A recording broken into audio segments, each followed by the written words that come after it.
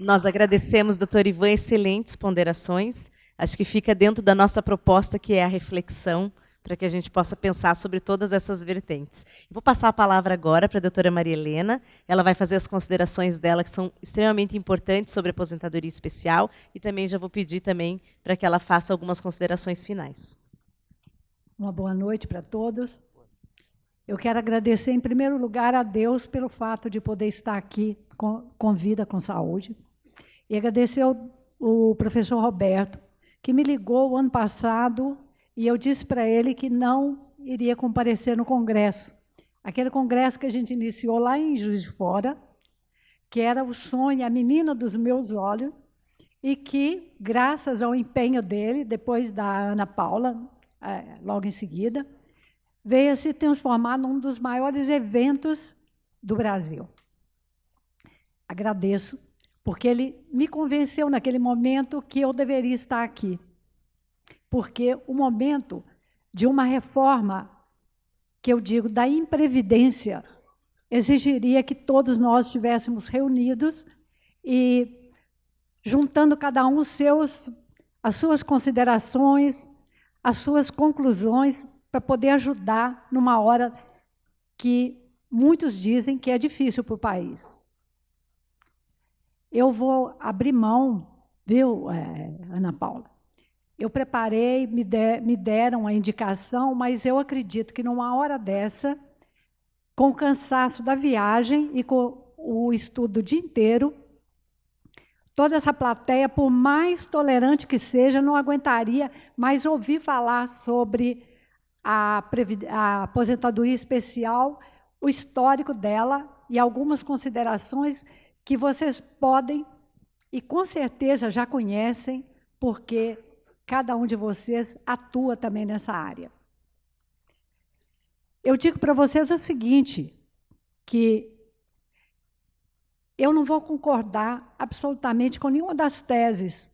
Cada um que veio, cada um que ponderou, tem as suas razões para apoiar, para indicar soluções, ou para simplesmente dizer que não seria possível fazer a reforma nesse momento. Eu tomo, assim, por empréstimo aquele pensamento do Savares para dizer que nenhum fim justifica os meios.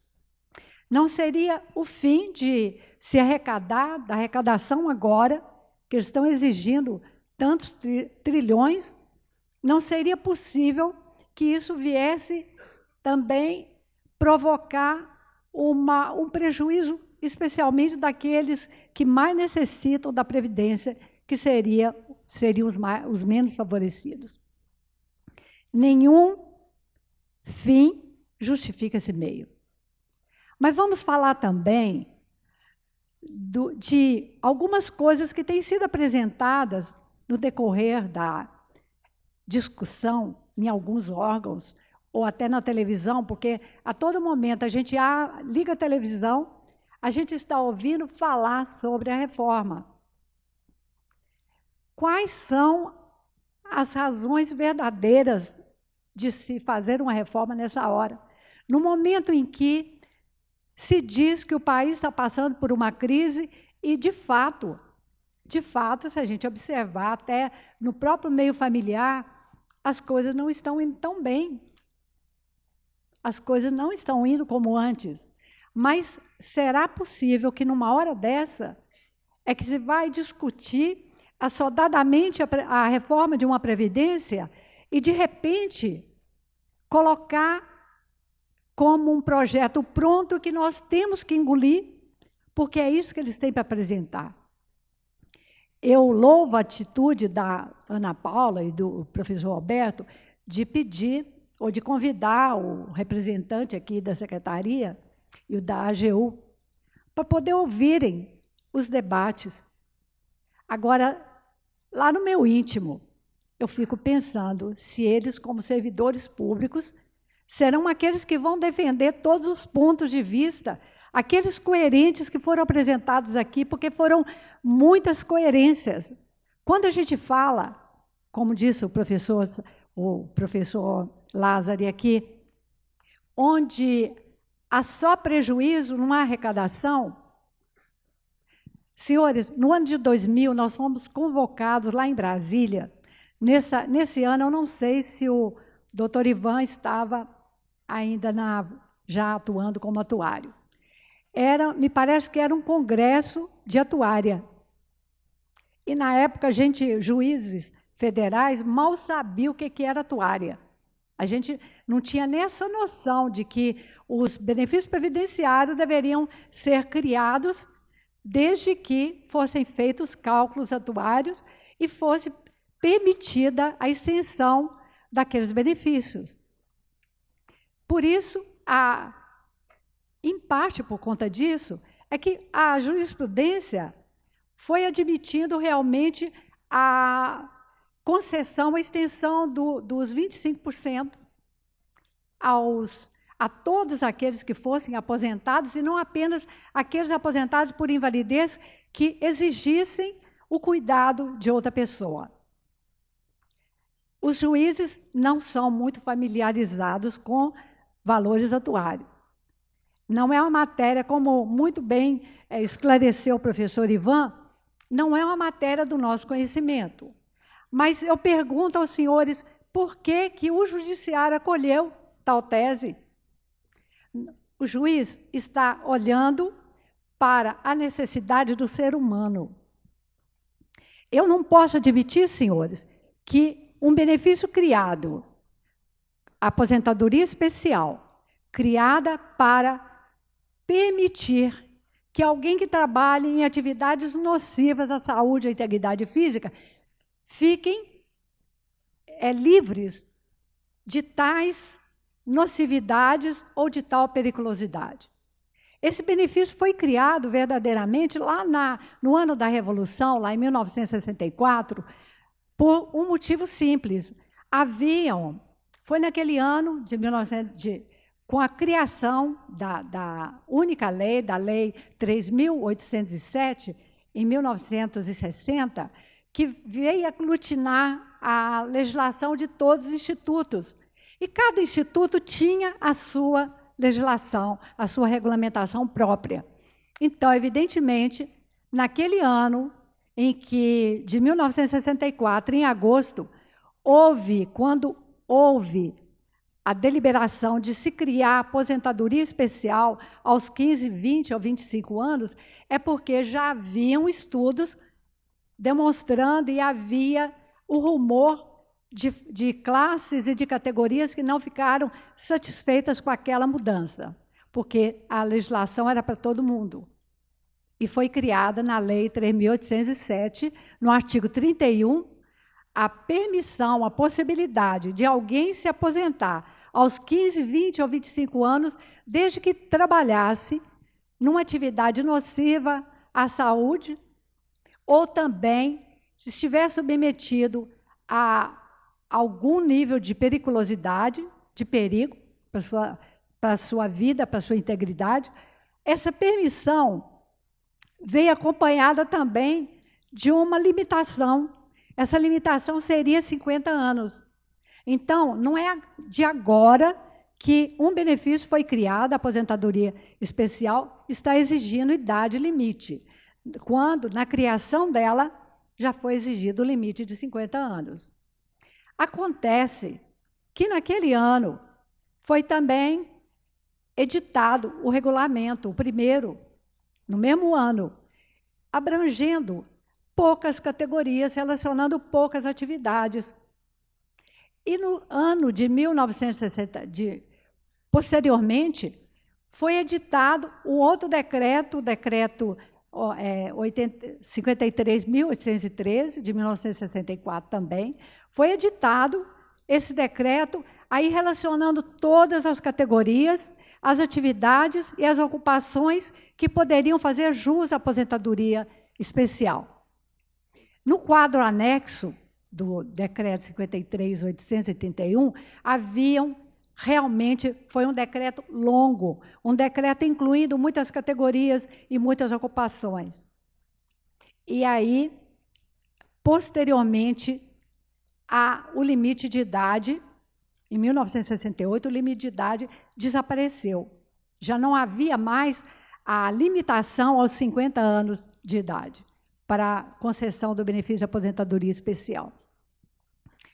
Agora, vamos pensar o seguinte: esse tipo de benefício foi criado para pessoas que trabalham durante 15 anos, durante 20 anos, durante 25 anos, em atividades comprovadamente nocivas. Haveria necessidade realmente de se proteger aquele que estava no exercício daquela atividade, porque nós, cidadãos, nós que trabalhamos em atividade que não nos causa nenhum risco, embora algumas vezes eu diga que os advogados perderam uma boa oportunidade de se incluírem, porque eu nunca vi uma atividade assim tão sujeita a risco que a pessoa acha que não tem. Já algumas vezes a gente vê isso, né? Eu não estou falando isso assim como crítica, mas a escolha, às vezes, do seu cliente, ela está condicionada a você consultar a folha corrida dela. Porque essa pessoa pode vir no futuro, como diz o doutor Roberto, ele aconselha a pessoa a fazer um planejamento previdenciário e depois muda, ele não pode nem aparecer em determinados lugares. Mas vieram assim, ao longo do tempo, nós sabemos, e todos vocês que militam com a aposentadoria especial, vieram várias alterações, algumas beneficiando, outras não tanto, mas, de qualquer maneira, o fato de poder estar incluídos aqueles de uma determinada categoria, simplesmente por estar incluídos naquela categoria, fazerem jus à aposentadoria especial, isso, a meu ver, foi uma inovação favorável ao segurado da Previdência Social. Posteriormente, entendeu-se que haveria abuso, isso foi retirado. E aí foi exigida a comprovação de acordo, né? Não porque a pessoa estava naquela categoria, mas porque realmente ela estava exercendo atividade nociva. A PEC 006, ela realmente até coloca no seu texto a necessidade ou a impossibilidade de se considerar beneficiário ou como possível recebedor de uma aposentadoria especial por categoria, mas isso há muito tempo. A gente já nem se fala nisso, mas algumas coisas que vêm na PEC 0006, ela, a nosso ver, ela é incoerente. Amigos, eu tenho a convicção de que se eu pedir para levantar a mão, aquele que é contrário à Previdência Social, nem precisam. Se eu pedir para poder levantar as mãos, interagir com vocês e dizer quem é favorável à reforma da Previdência ou à nova imprevidência, eu acredito até que por uma questão de pessoal, a pessoa nem levante as mãos. Eu não sou favorável à reforma previdenciária nesse momento, e muito menos serei favorável à reforma da aposentadoria especial nos termos em que foi proposta. Imaginem vocês existir uma atividade que dê o direito à aposentadoria aos 15, 20, 25 anos e depois estabelecer a média de idade, o limite de idade de 55, 58 e 60. Qual foi o argumento? Quem foi que colocou isso no papel? Na cabeça de quem? Da cabeça de quem saiu tal ideia? Que poderiam, ao mesmo tempo em que se consideraria a permissão de aposentar aos 15 anos, de repente que essa pessoa tivesse 55 anos.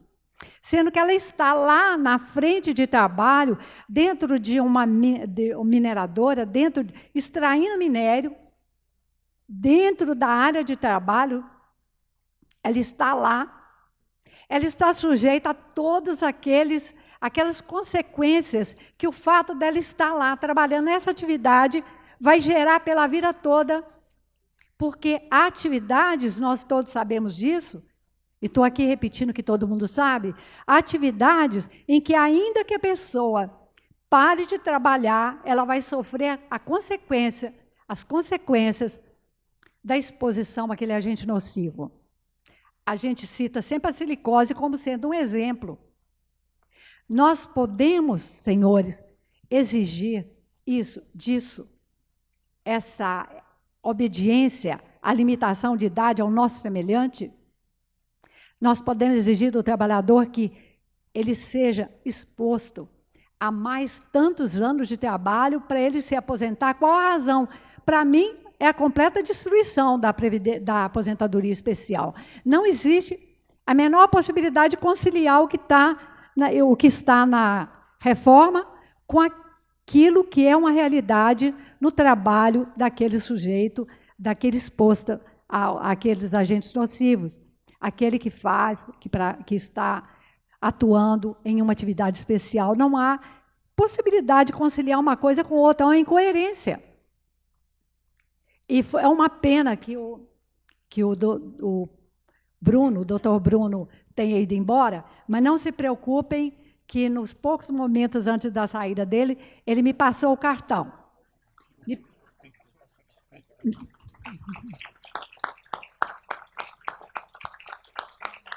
Me passou o cartão, gente. Eu pensei, pronto, eu estou fazendo de tudo para chegar até o presidente, porque eu vou confessar de público, se quiserem brigar comigo depois, eu dou o meu e-mail, eu dou o meu Facebook, porque, amigos, eu fui cabo eleitoral do Bolsonaro. Eu acredito que eu levei uma quantidade tremenda de votos para ele. Eu não fazia outra coisa.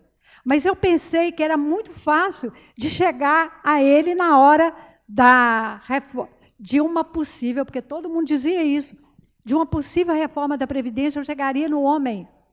Mas as portas não se abriram para mim. Mas agora a gente tem vamos dizer, a gente tem uma janela, onde se fecha uma porta, Deus abre uma janela. Vamos tentar. Eu posso não ter sucesso, mas eu peço a Deus que sim. Como nós vamos pensar no fato de termos uma Constituição que garante os direitos fundamentais, uma Constituição que coloca no artigo 1º, como fundamento da República Federativa do Brasil, a dignidade da pessoa humana. E a dignidade da pessoa humana significa que, ao se aposentar, ela tenha condições para a sobrevivência com saúde, com alimentação especial, com vida, porque a aposentadoria especial está ligada ao direito à vida. Se estabeleceu um limite de tempo daquele trabalho, essa conclusão foi no sentido de preservar a vida do trabalhador. Eu não posso admitir hipótese nenhuma, mas em hipótese nenhuma, que essa reforma seja nesse sentido. Eu posso muito bem hoje concordar com muitos que dizem, se for levada a questão ao Supremo Tribunal Federal, nós não vamos ter sucesso. Infelizmente, eu digo que muitas vezes a gente nem precisaria de reforma da Previdência, porque a reforma da Previdência já está sendo realizada de acordo com a filosofia, com o entendimento de um Supremo que está enxergando o interesse do governo e não o interesse da justiça, do justo. Aliás, até o presidente aconselhou e disse que o juiz não tem que procurar fazer justiça. Quase disse, o juiz é um carimbador da lei. O juiz não pode ser carimbador da lei. Ainda há uma mensagem muito bonita, aquela que diz que ainda há juízes em Berlim, acho que todo mundo conhece. Eu gostaria de dizer para vocês que ainda há juízes no Brasil. Mas eu não posso esquecer, muitas vezes, as decisões do Supremo no sentido completamente contrário. E a gente tem que se resignar, porque é a mais alta Corte de Justiça, é aquela que está dando realmente a palavra final, e a gente tem que se conformar com aquilo. Mas nós não nos conformamos. Eu disse que eu não iria pedir nesse adiantado de hora, e graças a Deus ainda tem pessoas para nos ouvirem quase às 10 horas da noite. Mas, se eu perguntasse aos senhores se alguém concorda com essa reforma, com a PEC 06, eu penso que ninguém levantaria as mãos. Não por um motivo particular, um motivo egoísta. Se a crise no Brasil é tão grande, a primeira providência que deveria ser tomada seria chamar toda a sociedade em tantas discussões quanto fosse possível.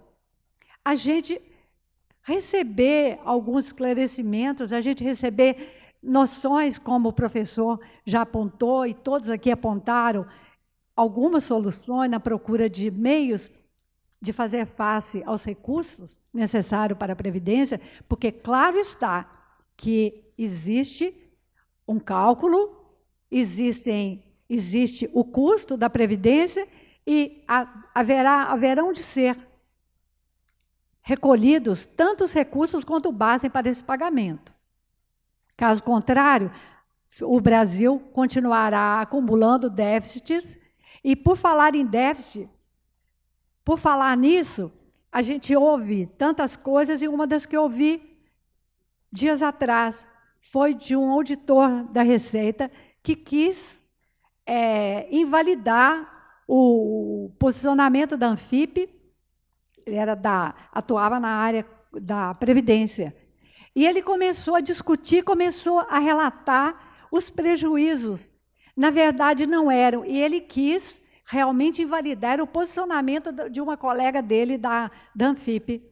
E o que ele relatou é que há prejuízo, sim, mas um prejuízo bem menor. A senhora me colocou aqueles números ali e eu vou querer até te mandar. Com quem que está a razão? Com os dados que o governo apresenta ou com dados de pessoas que estão lá dentro, não defendendo que não há déficit, mas defendendo que esse déficit é bem menor do que aquele apresentado. Nós não podemos esquecer que no Brasil ainda existe uma Constituição que está em vigor, cuja intenção do governo de agora seria desconstitucionalizar a Previdência e seria também retirar direitos que já estão institucionalizados lá há tantos anos, desde 1981. Mas uma coisa eles não fizeram, que seria tentar tirar da Constituição Federal a dignidade da pessoa humana. Mesmo porque não seria possível retirar esse inciso do artigo 1º, porque ele é fundamento da República Federativa do Brasil, e quanto a isso não há nada que fazer. Será que eles vão entender que aprovar o benefício de aposentadoria especial limitado a uma idade que ninguém poderia suportar? Eles estão achando que isso não é constitucional, que não há argumento que defenda, que não há argumento possível para poder dizer que isso não vai ocorrer, porque a obrigação da nossa mais alta corte seria dizer, não, isso é inconstitucional. E a gente sabe que uma emenda constitucional também pode ser inconstitucional. Estudando o assunto, ultimamente, eu quis prestar até uma homenagem à Ana Paula, porque no último livro que eu escrevi, a lição dela em Os Direitos Previdenciários no Supremo Tribunal Federal vinha de encontro que estava no meu coração, na minha mente, na minha memória há muito tempo. Em um Estado democrático de direito, os direitos fundamentais servem de norte para a ação dos poderes constituídos, impondo limites e servindo-lhes de diretrizes. As dimensões objetiva e subjetiva revelam um binômio de poder-dever, pois impedem o legislador de restringir os direitos fundamentais e exigem, por outro lado, a edição de normas que garantam a efetivação desses mesmos direitos, exigindo do Estado, ora, condutas positivas, ora, negativas, ou seja, de ação ou abstenção, respectivamente. Se os direitos fundamentais repercutem em todo o nosso ordenamento jurídico, nós não podemos sequer imaginar que a dignidade da pessoa humana se torne letra morta na nossa Constituição, no nosso direito.